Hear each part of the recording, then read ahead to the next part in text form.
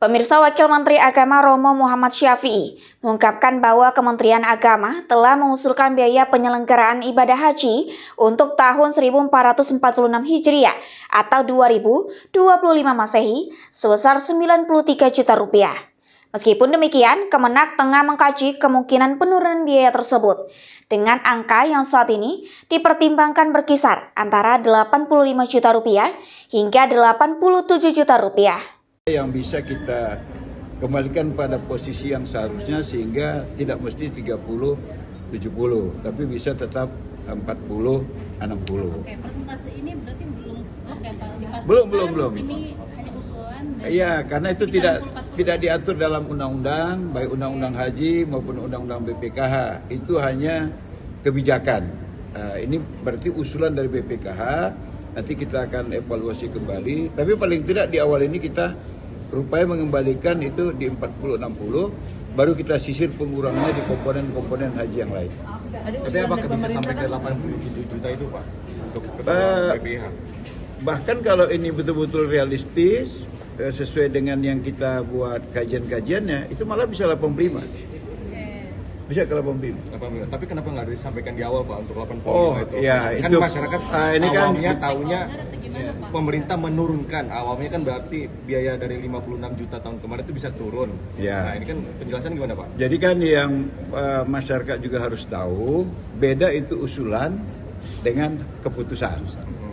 Ini kan masih usulan yang perlu dikaji, nanti dibahas di Panja. Baru kita berharap insya Allah paling lama tanggal 10 Januari Panja sudah ketuk berapa biaya haji yang sesungguhnya. Dan kita berharap nggak sampai 90 juta. Tadi Bapak kan usulan dari pemerintah sendiri 93 juta ya kan Pak? Ada Ya. penurunan kira-kira 2 juta kan kalau nggak salah tadi disampaikan. Ya kita lagi, saya tadi udah buat kaji-kajian tapi belum untuk konsumsi umum. Itu sudah sampai 87. 85 juta tadi Tapi bisa disisir kembali katanya bisa sampai 85 juta. Insya Allah. Tapi tidak Sama-sama. mengganggu kenyamanan dari jamaah. Oh enggak. Kenapa nggak langsung sampai di awal Pak? Gini. Jadi dulu perusahaan yang mengelola penyediaan barang dan jasa itu sangat sedikit.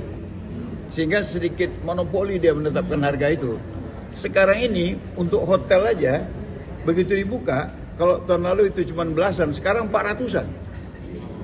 Nah begitu. Untuk Armusna yang lalu itu sekitar 5, ini begitu dibuka itu sampai 20-an. Jadi ada kompetisi dan masing-masing menunjukkan servis.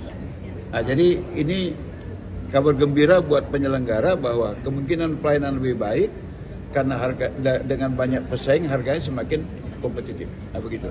Kalau Bob hanya bisa ditekan ke 85, berarti BP-nya otomatis akan turun juga ya? Ya. Dalam persentase tadi. BP-nya ya kita bukan hanya ingin membuat penurunan di nilai manfaat, tapi juga kita lebih serius untuk menurunkan BP-nya. Di kisaran berapa berarti kajian? Ya kalau di 93 ini itu kemarin 56, ya kan 56 kan? Dengan 60-40, 60-40 betul.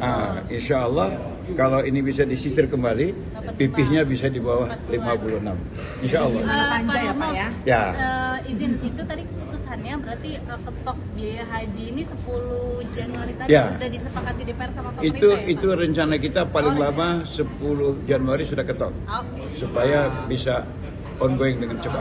Kemarin soal penerbangan dari Pansus saja kan juga ada evaluasi supaya tidak ada monopoli terhadap Garuda, mengingat kemarin Garuda juga banyak sekali permasalahan delay di mana-mana begitu. Jadi memang semakin banyak yang menyiapkan jasa, semakin kompetitif, servis juga semakin baik.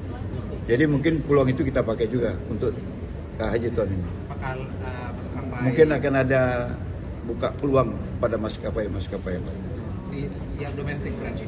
Ya, terutama yang domestik. Yang Lion Group itu berarti? Kalau dari Kementerian Ya, Agama, nanti kita sampaikan. untuk Saya nggak boleh mendahului dong.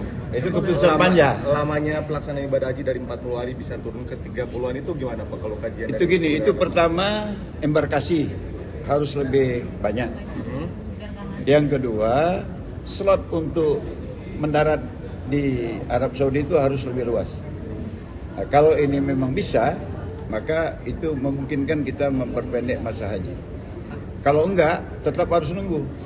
Kalau satu hari cuma bisa 3 kali turun, 3 kali mendarat atau 2 kali mendarat, maka nggak mungkin. Karena itu perlu ada slot yang pertama. Termasuk tadi ada permintaan supaya Kemenak mengawasi jemaah ilegal yang umroh yang stay lama sampai haji itu nanti seperti apa pengawasannya? Ya, itu kan lebih pada imigrasi ya. Imigrasi itu nggak kewenangan Kementerian Agama. Karena memberi visa itu bukan Kementerian Agama, ke imigrasi. Jadi kita akan berkoordinasi dengan imigrasi. Oke, Makasih ya.